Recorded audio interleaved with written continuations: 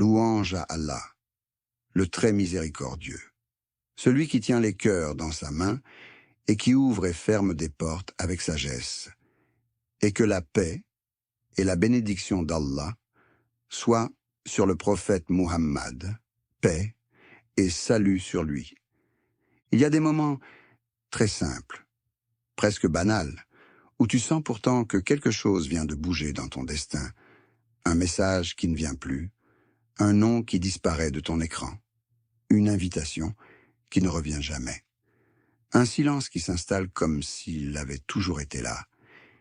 Et tu restes avec cette sensation étrange, comme si on t'avait arraché quelque chose, alors que tu ne sais même pas si c'était encore à toi.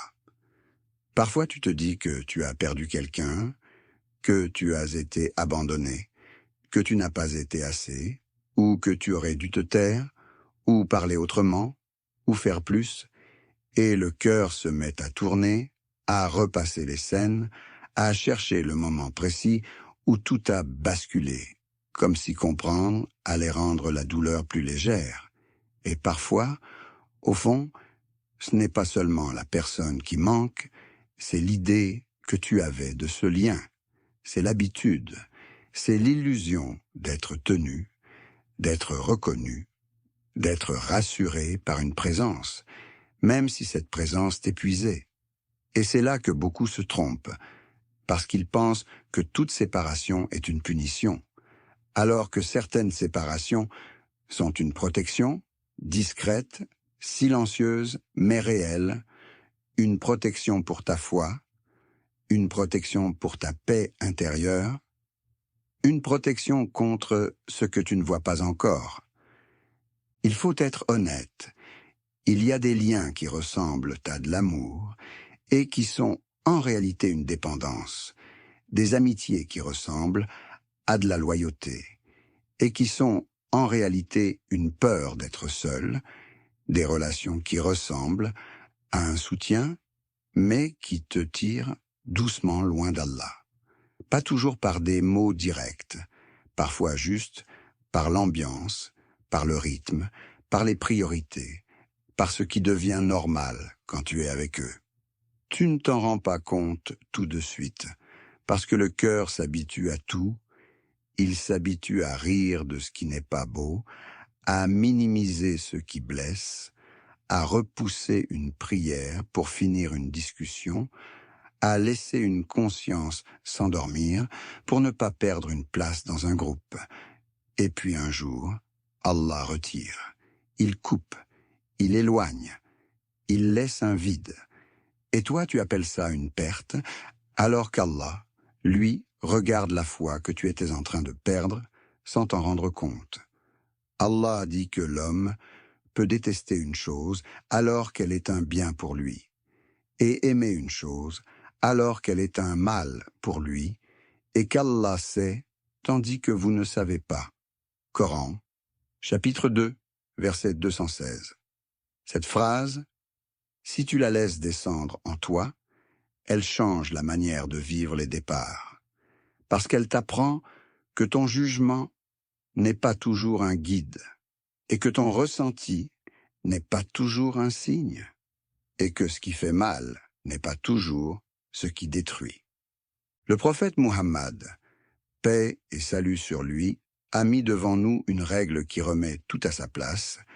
Il a dit que les actes ne valent que par les intentions, et que chacun n'aura que ce qu'il a intentionné, rapporté dans Sahih al-Bukhari et Sahih Muslim. Et l'intention, ce n'est pas seulement ce que tu veux faire, c'est aussi ce que tu cherches chez les gens, ce que tu attends d'eux, ce que tu construis dans ton cœur autour d'eux. Parfois tu t'attaches à quelqu'un, et tu ne t'attaches pas à lui pour Allah. Tu t'attaches à lui parce qu'il te donne un sentiment, une sécurité, une valorisation, un refuge, et quand ce refuge disparaît, tu sens un effondrement. Non parce que tu as perdu une personne, mais parce que tu avais posé trop de ton cœur au mauvais endroit.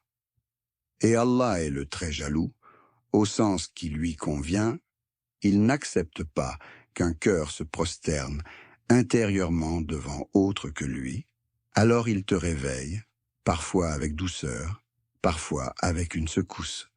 Tu pleures, et tu crois que tu pleures seulement une séparation, mais peut-être que tu pleures aussi la fin d'une illusion, la fin d'une idole discrète, la fin d'un attachement qui prenait la place de ta reliance. Regarde comme Allah parle des plans des gens et de son plan. Il complotait, et Allah planifiait, et Allah est le meilleur des planificateurs. Coran, chapitre 8, verset 30. Ce verset n'est pas là pour te rendre méfiant de tout le monde. Il est là pour te rappeler que même quand quelqu'un te ferme une porte, même quand quelqu'un te met dehors de son cœur, même quand quelqu'un t'injustice, la réalité finale n'appartient pas à cette personne. La réalité finale appartient à Allah. Et parfois, sans que tu le vois, Allah te retire d'un endroit où ton âme allait s'assombrir. Parfois, Allah te retire d'une relation où tu allais accepter l'inacceptable, où tu allais te salir pour garder un lien, où tu allais perdre ta dignité pour ne pas perdre une présence. Parfois, Allah te retire d'une compagnie où ton cœur allait devenir dur, où la faute allait devenir légère, où la honte allait disparaître, où tu allais cesser de te corriger parce que personne autour de toi ne se corrigeait. Et toi, tu regardes la porte qui se ferme, mais Allah regarde le feu qui était derrière. Il y a dans la vie du prophète Muhammad, paix et salut sur lui, un moment où la séparation ressemble à une catastrophe, alors qu'elle était une protection immense, le jour où il a dû quitter sa ville, quitter sa maison, quitter les rues qu'il connaissait, laisser derrière lui des gens qu'il aimait et marcher dans l'incertitude.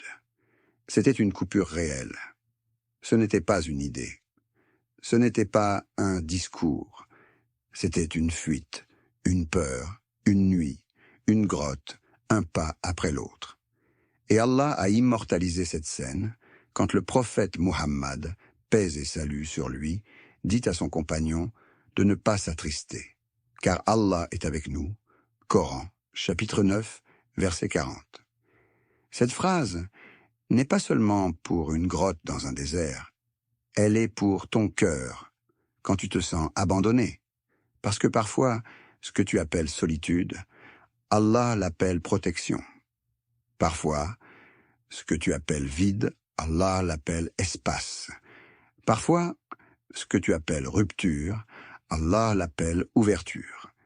Et le vrai signe, ce n'est pas l'émotion du début, c'est ce que cette séparation produit en toi après un temps.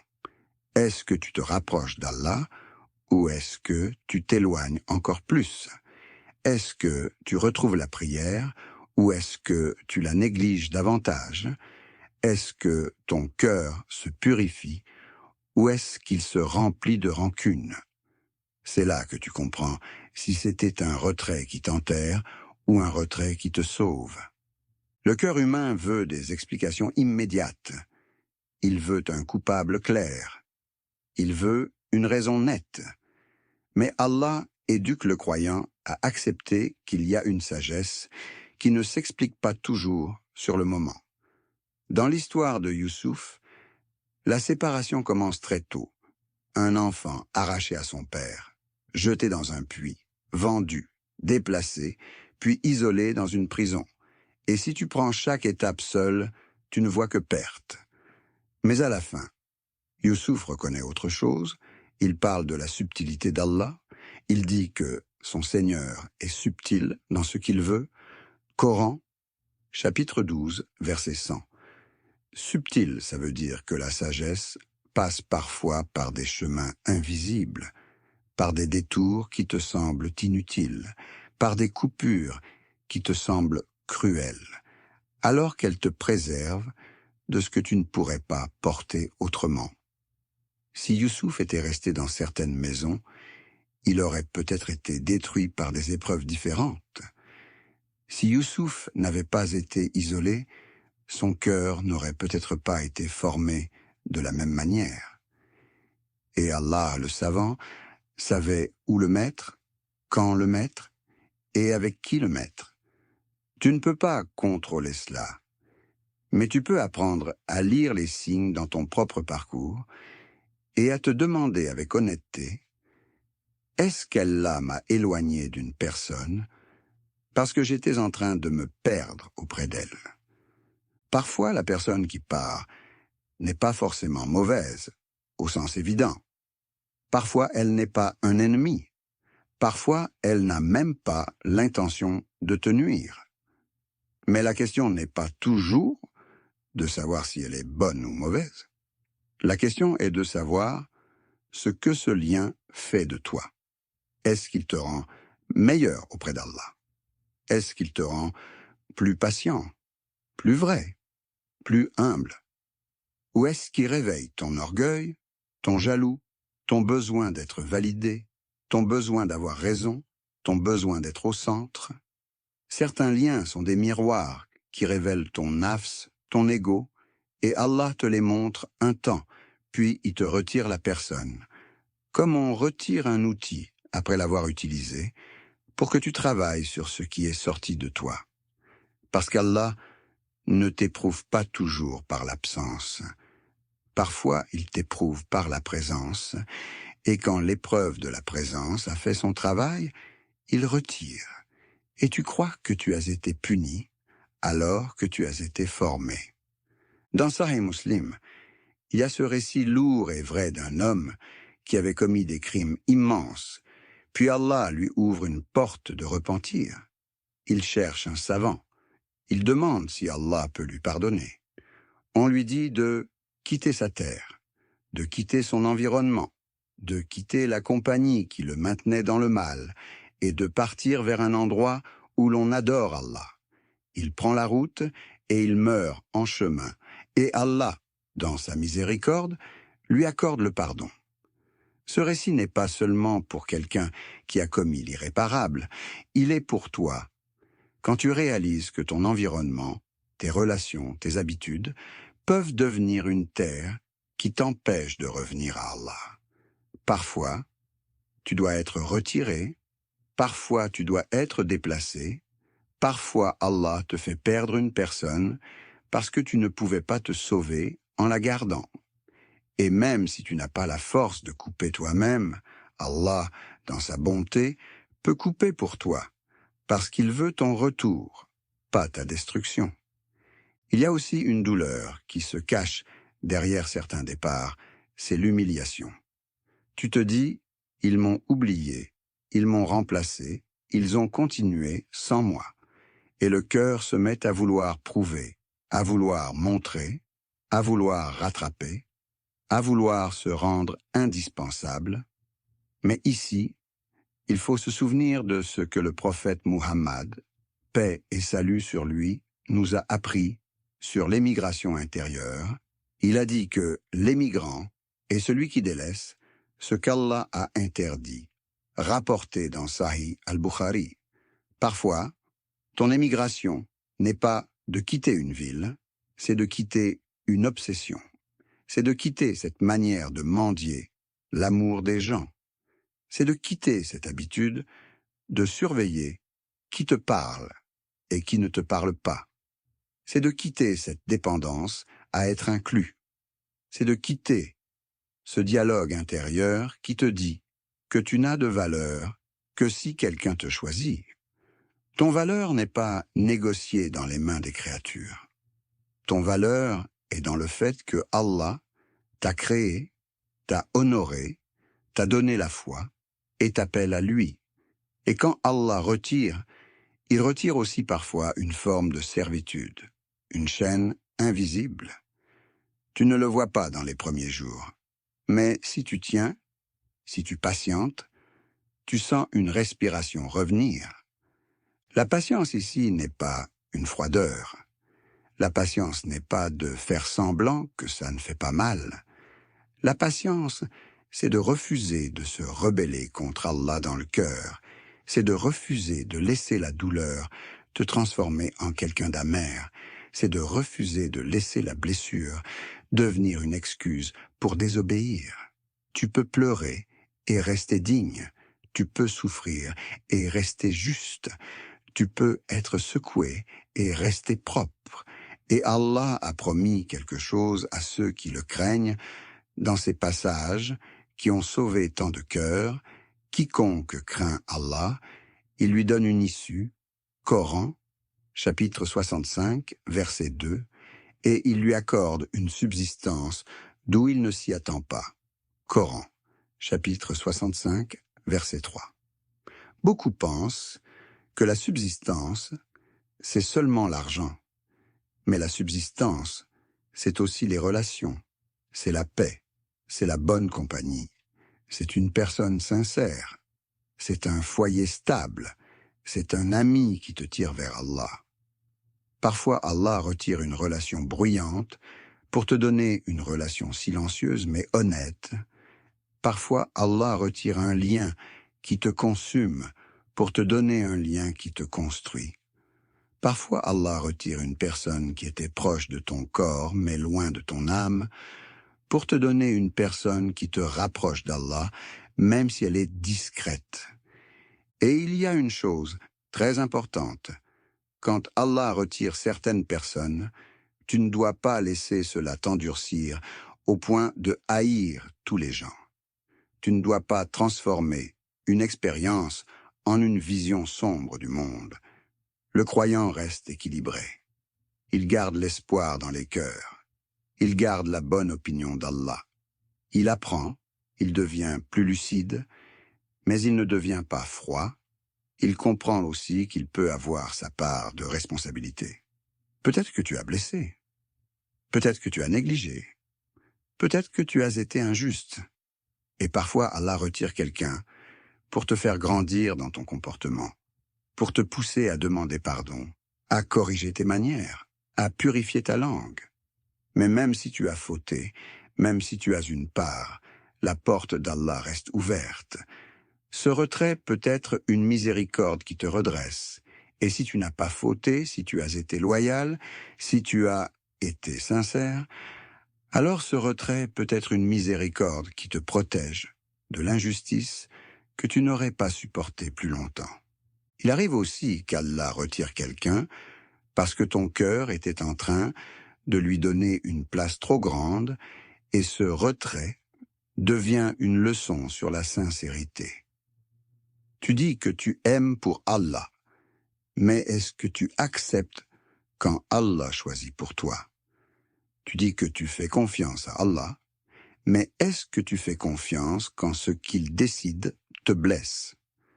C'est facile de parler de confiance quand la vie te donne ce que tu veux. La vraie confiance apparaît quand on te retire ce que tu pensais indispensable. Et la confiance ne signifie pas que tu ne ressens plus rien. Elle signifie que tu refuses de dire dans ton cœur qu'Allah s'est trompé. Elle signifie que tu continues de prier, même quand ton cœur est lourd. Elle signifie que tu continues d'être correct, même quand tu as envie de te venger.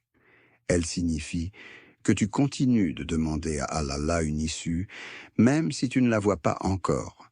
C'est là que la foi devient réelle, pas une idée, une chose vécue dans les jours où personne ne te voit, dans les nuits où tu te parles à toi-même, dans les instants où tu pourrais tomber et où tu choisis de tenir. Et puis, avec le temps, tu commences à remarquer quelque chose. Le silence qui te faisait peur devient parfois un espace où tu entends de nouveau ton propre cœur. La solitude qui te piquait devient parfois un moment où tu reviens au Coran.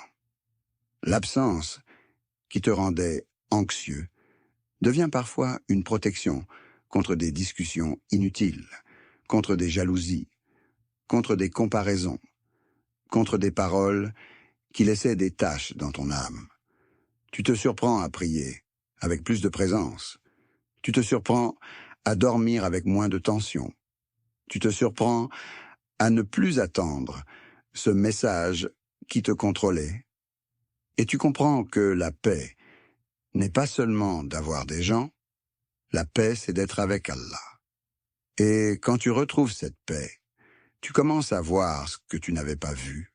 Tu commences à comprendre que certaines personnes étaient une épreuve plus qu'un cadeau et que ton cœur avait confondu intensité et bénédiction. L'intensité n'est pas toujours un signe. Parfois, c'est juste une agitation. Parfois, c'est une addiction déguisée, et Allah le doux te retire doucement de ce qui t'agitait. Reviens à cette scène du début, ce nom qui disparaît, ce silence qui s'installe. Peut-être que ce silence est une invitation. Peut-être qu'Allah te dit « Arrête de courir derrière ce qui se retire et tourne-toi vers celui qui ne se retire jamais. » Peut-être qu'Allah te dit « Tu as mis ton cœur dans une main qui tremble. Mets-le dans la main du vivant qui ne meurt pas. » Peut-être qu'Allah te dit « Ce que tu cherchais chez cette personne, cherche-le auprès de moi, parce que je suis le rassurant, je suis le protecteur, je suis celui qui suffit. Et si tu dois retrouver des gens, Allah peut te les rendre, mais d'une manière plus saine, avec des limites, avec de la clarté, avec de la dignité. Et si tu ne dois pas les retrouver, Allah te remplacera, non pas forcément par une foule, mais par le nécessaire, par un petit nombre qui vaut mieux qu'un grand nombre, par une présence qui te rapproche d'Allah plutôt qu'une présence qui te prend Allah. Le croyant ne se mesure pas à combien de gens l'entourent, il se mesure à combien de vérité habite son cœur et à combien de reliance il met dans ses jours. Qu'Allah te fasse voir la miséricorde cachée dans ce qu'il a retiré et te donne en échange ce qui protège ta foi et apaise ton cœur. Qu'Allah raffermisse ton cœur sur son rappel et t'accorde une issue belle, pure et inattendue.